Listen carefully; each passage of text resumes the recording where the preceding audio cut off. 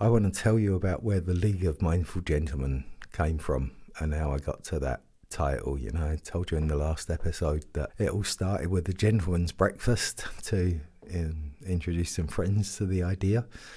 Eventually then finding a space where we could do it and finding a few people who were interested, a few men who were interested in doing it with us. And since then, on a Monday regularly, there's a couple of guys that sit there and meditate. And the thing was, right from the very beginning, it was so important.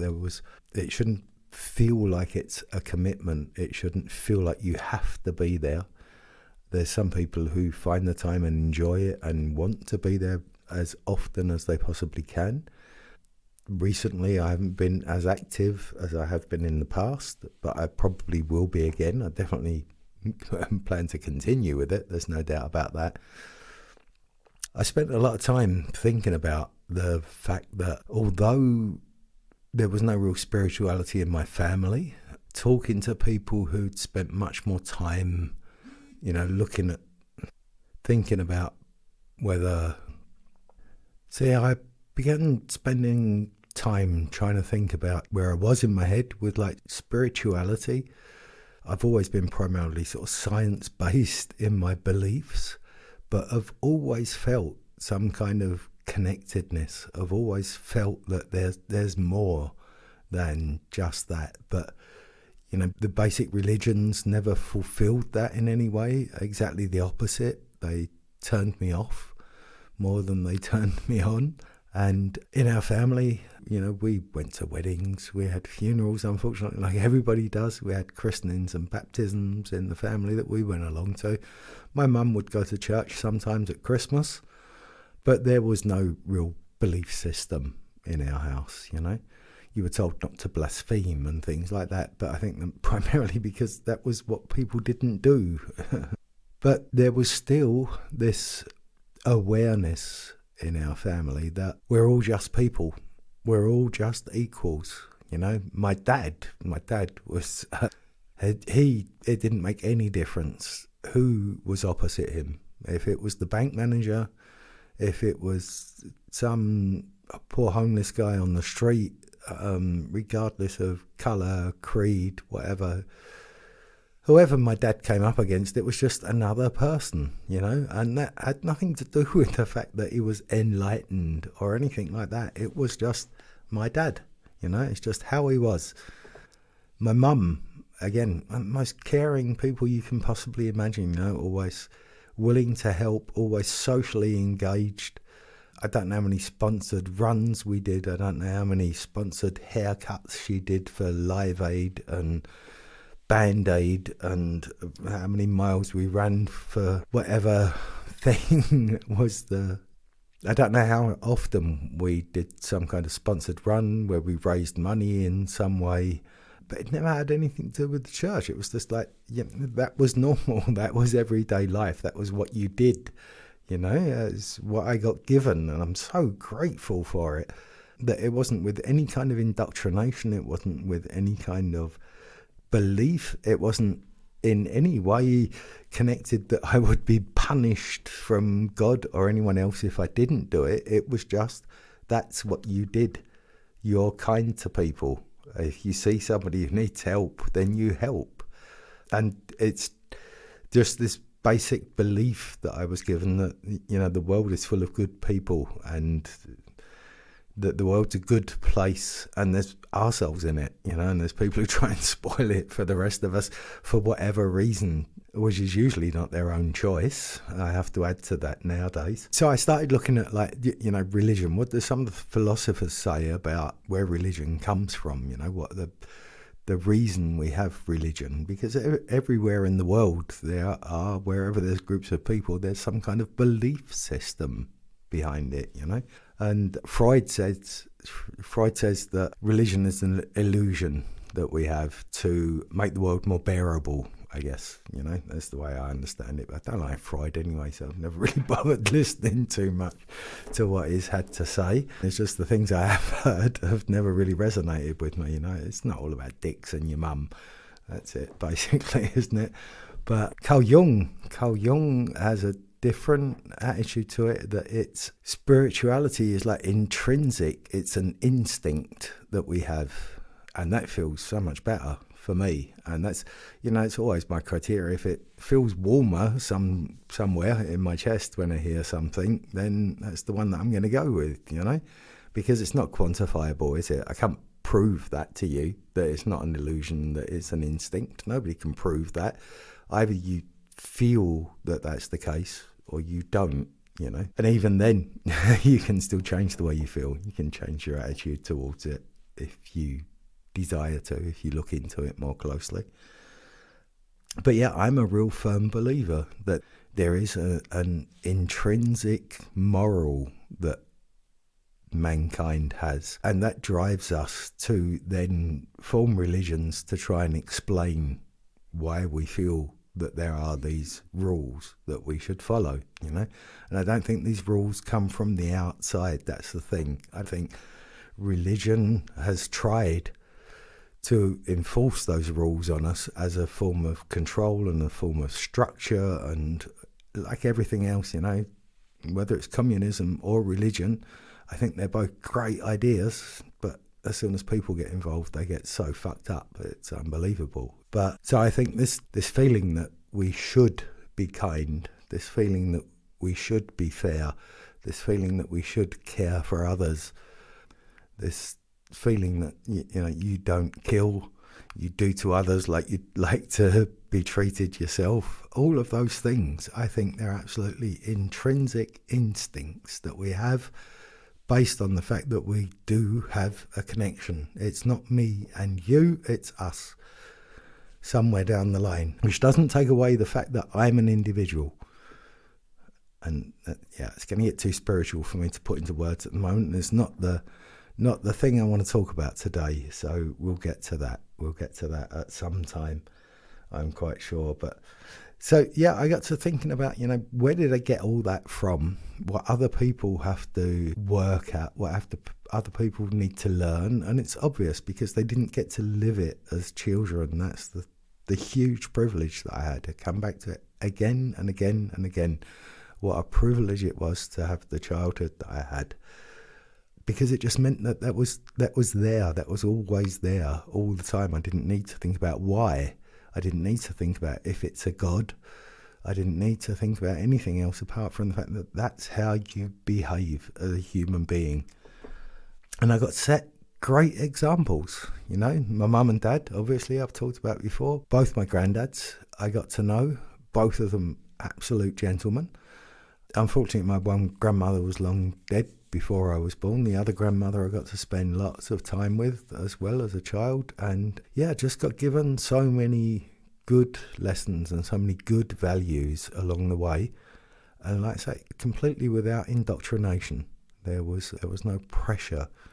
It was just like, this is what we do, this is how you be, what a good person is, and so the more and more I went down that path, the more I had like this thought, being a gentleman, if you can be a gentleman, you're well on the way to being an enlightened spirit. You're definitely on the way to being an advantage for the community or an advantage for the collective, and not a disadvantage, and not someone who's taking.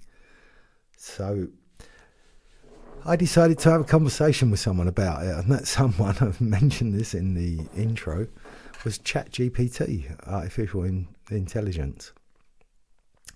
And so I posed the question, and this is the one part of the podcast where I've actually got some show notes, unbelievably, but just some headlines. So I asked the question, what are the defining characteristics of a gentleman?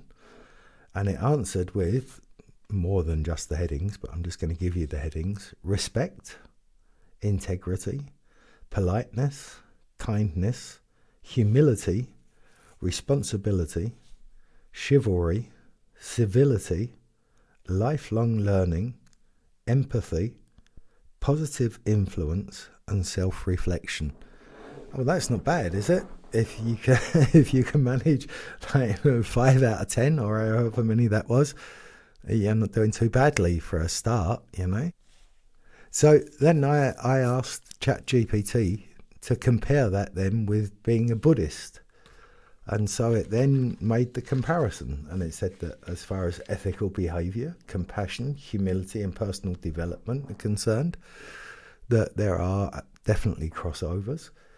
It also went on then to state that the differences were that there's the belief in rebirth and karma in Buddhism. Well, a gentleman can believe in rebirth and karma, can't they, on an individual basis? That the focus is on self and on others. So a gentleman is focused on his self and his own character, and I don't agree with that. I don't agree with that, because you're focused on being kind. You're focused on being polite. So you're focused on the feelings of others and the development of others at the same time. It says that Buddhism is a religious tradition, which is obviously silly, because everybody knows Buddhism isn't a religion. Supposedly, it's philosophy. We all think it's a religion. I might even cut this bit out afterwards if I discover that it is actually a religion. I think we talk about it being a world religion, but I think the Buddhists themselves say that it's a philosophy and not a religion. But I'll check that out before I post this. And the other point that it said was a difference was the cultural context, and I don't get that either, because you can be a Buddhist in any culture, and you can behave as a gentleman in any culture. And at this point, I also need, very importantly, to point out whether it's a gentleman, a gentlewoman, or a Gentleother really doesn't make any fucking difference at all. It's about the gentle part, isn't it? It's about being a good human, being the best human you can be, perhaps, you know. It's a higher bar to set, being the best you can be, but trying to be the best you can be at that moment in time. I guess, you know, trying to reduce the pressure here.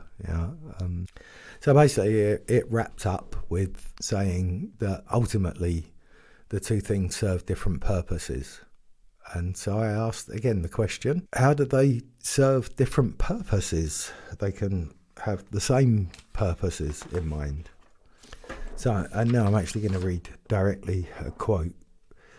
Being a gentleman primarily focuses on promoting positive social behaviour and manners, while practicing Buddhist principles encompasses a broader spiritual and philosophical framework aimed at attaining enlightenment and liberation from suffering.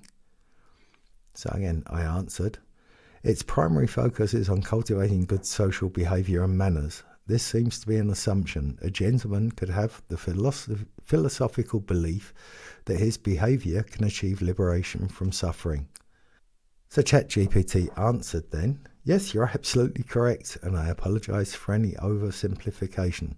The concept of being a gentleman can indeed extend beyond social behaviour and manners, and individuals may hold philosophical beliefs that align with personal growth, ethical conduct, and even spiritual or philosophical goals, including the pursuit of liberation from suffering.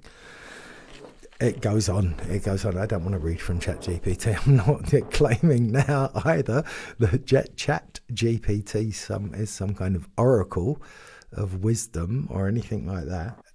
Primarily, I found it fucking incredible that it's possible to have that sort of conversation with, really a machine. I mean, the conversation ended with ChatGPT saying, "Thank you for pointing out the complexity and diversity that can exist within these terms, and I appreciate the opportunity to provide a more nuanced perspective." It was like having a chat with someone, someone who knew what they were talking about in most respects. But it was really like having a chat with someone. I found that absolutely incredible. But at the end of the day, I didn't need a machine or an artificial intelligence to convince me. I found it very interesting that I was able to confirm what I felt and to confirm what I believed on that basis. But now I'm throwing it open. If there's anyone out there that disagrees fundamentally with that statement, then I'd really like to know. I really would actively encourage you to, I was going to say put pen to paper, but it's like put finger to keyboard or touch screen or whatever it is you're using, and let me know if you don't think that's true, if you think I'm way out on that belief. I'd be really interested to hear, definitely. So at the same time, then, talking about this, what I inherited, what I was brought up with, there is at the moment so much new research going into epigenetic trauma and the trauma that we bring with us in our genes, the trauma that we also get from like the culture that we're in, like the collective trauma, and on top of that, obviously the lived trauma. And the thing is, it's so easy to focus on this fact that this is where we get all of our bugs from, this is where we get all of our ticks from, this is where we get all of our demons and our shadows and all that, because of all the things that went wrong. I read a quote the other day which just opened my eyes so much and made me so happy. If there is epigenetic trauma, then there is also epigenetic love, wisdom, and emotional intelligence. Yeah, of course. Why would it be any other way? It's so obvious. It's nurture. It's that what we get from being loved. It's all the positive aspects that we can get from people that are around us, from situations that we come into with complete strangers sometimes. That can all give us that positive as much as it can give us the negative. And there is so much focus on the negative aspects of trauma and all the things we get given. And even the things that are traumatic, there's a wonderful film that everybody should watch as far as I'm concerned, called The Wisdom of Trauma. It's from Gabor Mate, who I've talked about in the past and I'll definitely talk about again in the future. I'm not sure where you can watch it, but I'll see if I can find a link. I saw it recently online on a special offer. I know it's available in lots of languages. It's been watched by something like 8 million people already. And it's one of the aspects of that is this whole thing about there is wisdom in trauma. If you look into the trauma, if you investigate the trauma, there is also a power that you can learn from it. There's positives that you can learn from it. It's not about clearing the trauma. It's actually about looking a bit more deeply and learning something from it as well, taking power from it, taking wisdom from it at the same time. So yeah, this is gonna, I guess it might sound for some people triggering or arrogant or whatever, but and this aspect of how much you can actually inherit, how much you can just be given from your parents, from your grandparents, from your ancestors in some way, whatever. So one of the things that as one of the consequences there's been from that is just like, this feeling of it's just there. Not even I understand it because I didn't think about it. It's just absolutely normal, a part of who I am. And it sounds like a fucking egomaniac now, oh, I am so kind. I've fucked up so many times. I've made so many mistakes because I haven't listened to what I know is right, and because I've gone for the quick win or gone for the pleasure, whatever, and caused pain and caused myself pain, caused others pain. So I'm not claiming that, I was aware in any way whatsoever. I hope I'm becoming more aware, and I hope the instances of me causing pain become ever more seldom. But again, I'm still a human, I'm still on the way, and I don't think anyone ever finishes that journey until the day they die, and then we don't know what happens after that, let's be honest. But yeah, it feels a little bit arrogant to say, I just knew all these things. It's only now that I've spent so much time and so many hours listening to podcasts, reading books, meditating, all those things. Like I said, I started meditating back in 76, bought my first book of meditation. Only since I've been doing all these things that I've really then become aware of the fact that, other people have to work so hard to get those connections, to get that feeling of being connected, because at the end of the day, we're born in that pure state I think, and this is like a belief again, and a belief that's very easy from the position that I come from, but we come to our parents, we arrive here in whatever form that is, as pure beings with all that understanding, of connectivity. Obviously, it's not understanding because we can't vocalize it, we can't express it, we don't know that it's there, but there is this intrinsic moral that we have as children when we come to the world, this intrinsic belief in something bigger than what we are. And slowly but surely that gets the edges taken off, and in the worst case that can be pushed so much into a corner because you have to find the way that you can survive in the family that you're in the circumstances that you're in, that we lose contact with that. And it's about, for me, this whole journey is about rediscovering that. It's about finding that contact again, about, breaking down all of the stuff that's been put on top of that pure being that was there at the beginning, and trying to get back to that real understanding, So I think, I feel ever more that my theory is correct. I feel ever more that it's just, just even regardless of whether you believe or don't believe, I just look at the science of kindness. Be kind.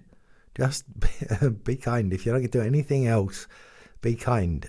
It's good for you, and it's good for everyone that you are kind to, and it's good for a much bigger collective because that kindness will spread. And don't get hung up on the fact that it's supposed to be altruistic. It's one of the Buddhist principles to say that you should be kind without looking for reward. You should be altruistic in your behavior, and it's not about what you get back from it. It's it's the act of doing, but it does feel good. It feels much better walking away from a situation where you've just been kind to someone, where you've just been an arsehole, basically, in comparison. It's what feels better.